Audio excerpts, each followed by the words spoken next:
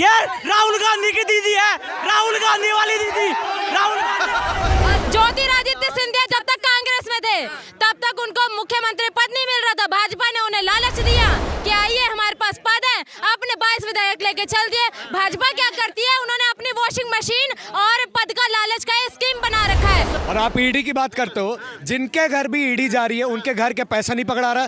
340 करोड़ जो उत्तराखंड में पकड़ा है। अरे देखिए सुनिए, एक मिनट भैया, ईडी की रेड हेमंत बिश्व शर्मा पे पड़ी थी।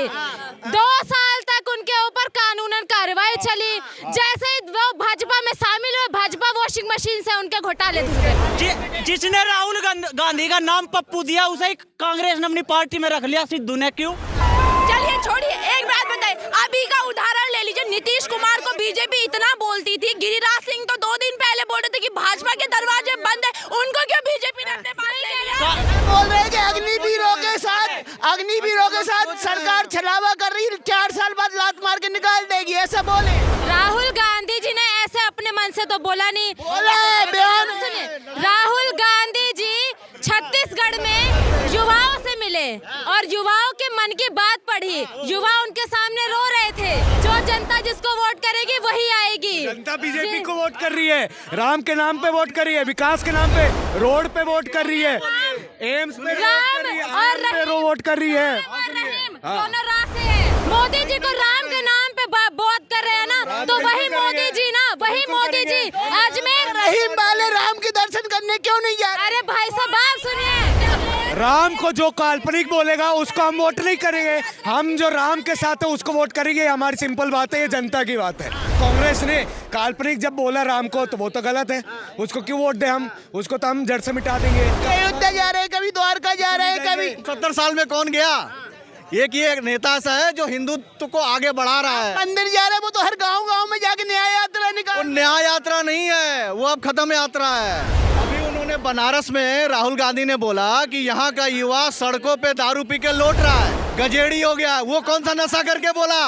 वो उस टाइम कौन सा नशा किया था कि उसको वहाँ का भविष्य जो है सड़क पे दारू पीता हुआ नजर आ रहा था, जबकि सबसे ज्यादा प्रधानमंत्री यूपी ने दिया है। बीबीसी ने जब इसके ऊपर रिपोर्ट बनाई, बीबीसी ने रिपोर्ट बनाई, तो मोदी जी ने बैन क्यों करी ये फाइल? सत्यपाल मलिक बीजेपी में थे, 2-4 महीने पहले उन्होंने बोला कि मैं लिख कर देता हूँ कि मोदी की सरकार नहीं आएगी, उनके पीछे भी ईडी सीबीआई लगवा दी।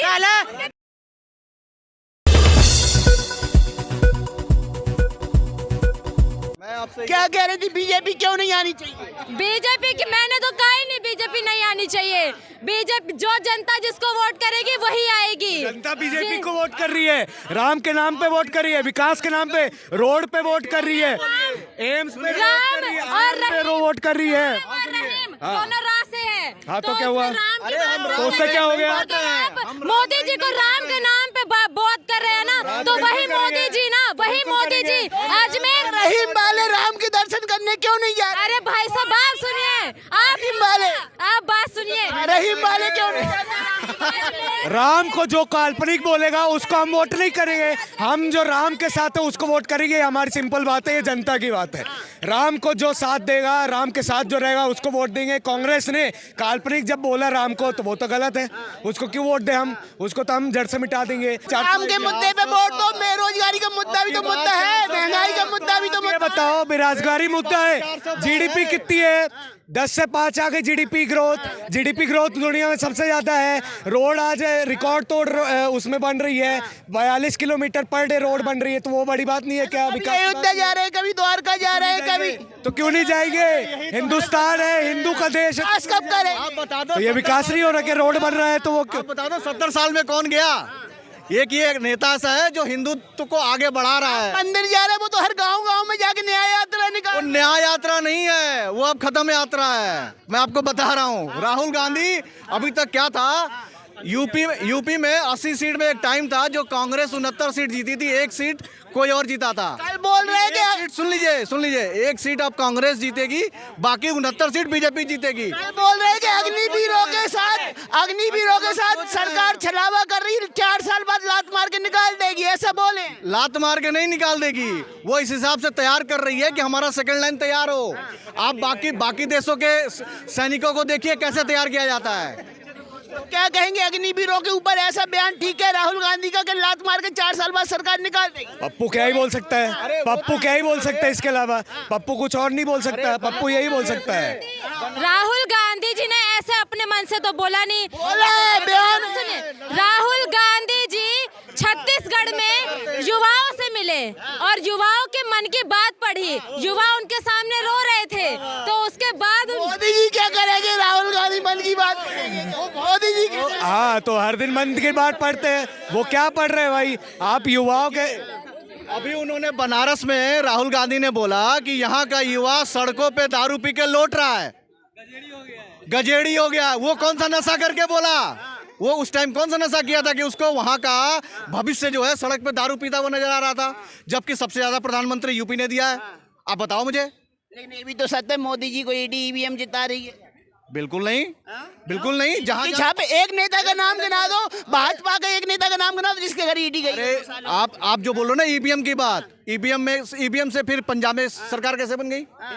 कैसे बन गई बताइए? कैसे बन गई? कर्नाटक में बन गई। और आप ईडी की बात करते हो, जिनके घर भी ईडी जा रही है उनके घर के पैसा नहीं पकड़ा रहा। 340 करोड़ जो उत्तराखंड में पकड़ा है।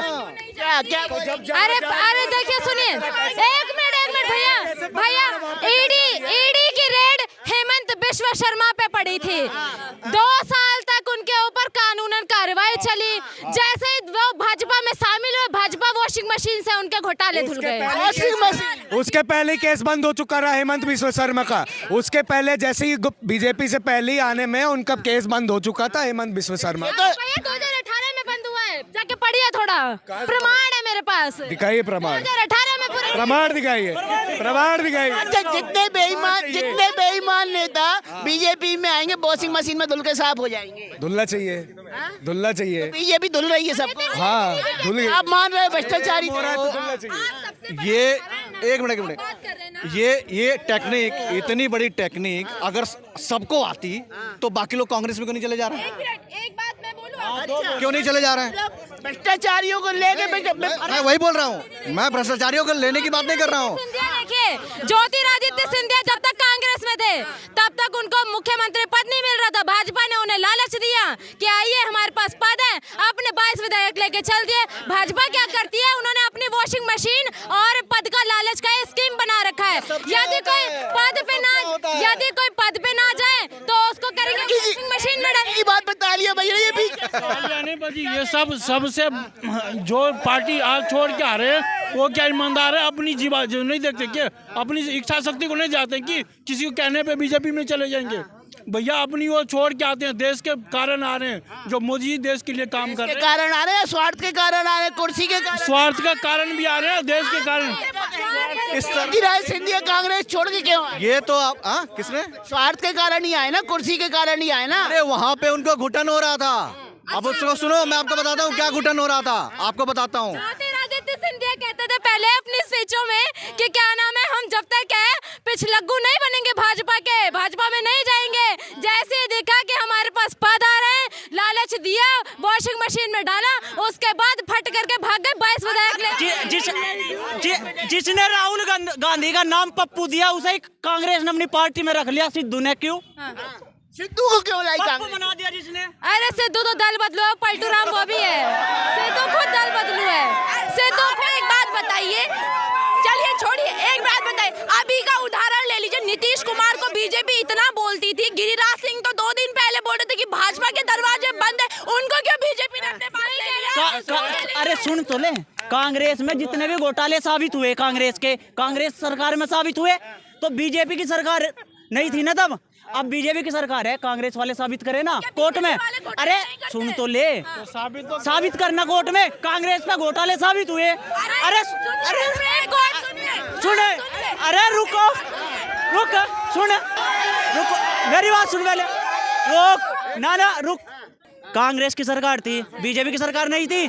जितने भी घोटाले हुए सारे कोर्ट में साबित हुए, कांग्रेस की सरकार में साबित हुए, सारे जमानत में है। अब बीजेपी की सरकार है, कांग्रेस वाले साबित करें ना जैसे उनकी सरकार में साबित हुए। कैसे साबित करेंगे? ईडी सीबीआई उनके पीछे लगा देती। अभी 4 महीने पहले सुनो, पूरी बात सुनो, एक मिनट।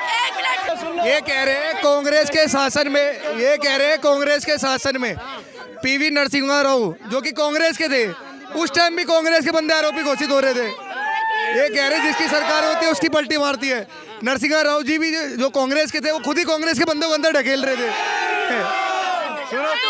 ये कह रहे थे, रुक जा पिंकी, ये कह रहे थे, एक मिनट, ठीक है, ये कह रहे हैं ना कि साबित करें।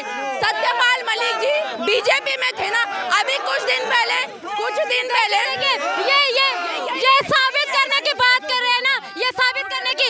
अभी देखिए सुप्रीम कोर्ट में, चंडीगढ़ में सुनने का भी जिक्र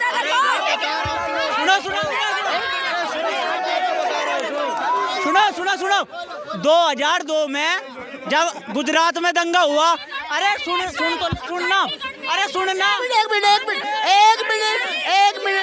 अरे रुक, ईडी सीबीआई की बात कर रहे हैं। 2002 में जब गुजरात में दंगा हुआ, ईडी सीबीआई मोदी के ऊपर लगाई कांग्रेस ने। साबित हुआ कुछ साबित नहीं हुआ ना, हुआ कुछ साबित। और सुनो, अरे एक मिनट, अरे और सुन लो, अरे सुन लो, ये राहुल गांधी की दीदी है, राहुल गांधी वाली दीदी, राहुल गांधी। एक मिनट, आराम से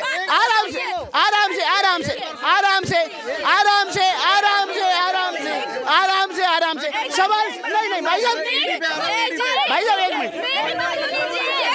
अगर ये इतनी बात कर रहे हैं तो बीबीसी ने जब इसके ऊपर रिपोर्ट बनाई, बीबीसी ने रिपोर्ट बनाई, तो मोदी जी ने बैन क्यों करी ये फाइल? अरे एक सवाल का जवाब दे दो। जब ईडी सीबीआई से मोदी नहीं डरे तो विपक्ष क्यों डर रहा है ईडी सीबीआई से? विपक्ष कहाँ डर रहा है? अब विपक्ष कहाँ डर रहा है? देखिए हेमंत सोरेन ने ये बताए। अरे सुन अभी का उदाहरण लेते हैं। सत्यपाल मलिक बीजेपी में थे, 2-4 महीने पहले उन्होंने बोला कि मैं लिख कर देता हूँ कि मोदी की सरकार नहीं आएगी, उनके पीछे भी ईडी सीबीआई लगवा दी। इनसे ये पूछो जीजा जी घोटाला हुआ है नहीं हुआ? जीजा जी घोटाला हुआ नहीं हुआ? शारदा घोटाला हुआ नहीं हुआ? शारदा घोटाला हुआ नहीं हुआ? शारदा घोटाला जीजा जी घोटाला हुआ? अरे एक बार मेरी बात सुन लो, केजरीवाल जी चिल्ला के बोल रहे थे कि अरे ईडी किस लिए है, सीबीआई किस लिए, जांच कराओ, लगाओ मेरे पीछे। अब समझ जा रहा है तो आ नहीं रहा वो जो लालू गांधी। अगर ईडी सीबीआई गलत है तो कोर्ट तो है ना, कोर्ट में जाए ना, कोर्ट में जमानत ले, कोर्ट साबित करेगा। अरे सुनो, कोर्ट थोड़ी मोदी जी के हाथ में है। अरे यार अरे ईडी सीबीआई से इतना डर क्यों रहा है विपक्ष? सामना क्यों नहीं कर रहा है? साथ समझ के बाद भी नहीं है। आप बताइए, अगर इतना डर होता ना तो भाजपा में जाते, सब डर होता तो भाजपा में चले जाते, जैसे हेमंत बिश्व शर्मा चले गए। डर होता तो भाजपा में चले। मैं बता रहा हूँ, कांग्रेस की हार का कारण क्यों है? कांग्रेस की हार का कारण यही है कि जैसे राहुल गांधी ऐसे इनकी दीदी है, ऐसी दीदी है इनकी। ये दीदी राहुल गांधी जैसी वाली दीदी है, जैसे राहुल गांधी है ऐसे इनकी दीदी। यार ये कांग्रेस हारती रहेगी। विकास की आंधी राहुल गांधी। एक बात बताओ, ईडी की बात करते हैं, कांग्रेस के टाइम में लालू के पीछे ईडी किसने लगाई मैडम? कांग्रेस के टाइम में लालू के पीछे ईडी किसने लगाई थी? आप जानते हैं, आप भी जानिए ये कांग्रेस ने लगाई थी। उसकी बेटी का नाम मीसा है, जो कांग्रेस ने आपातकाल लगाया था ना, मीसा एक्ट के तहत, उसके नाम पे उसने कांग्रेस भाग रहे हो। दीदी डर गई। क्या लग रहा है कि 2024 में कौन आएगा? मोदी आएगा। हर हर मोदी, घर घर मोदी। अब की बार 400 पार।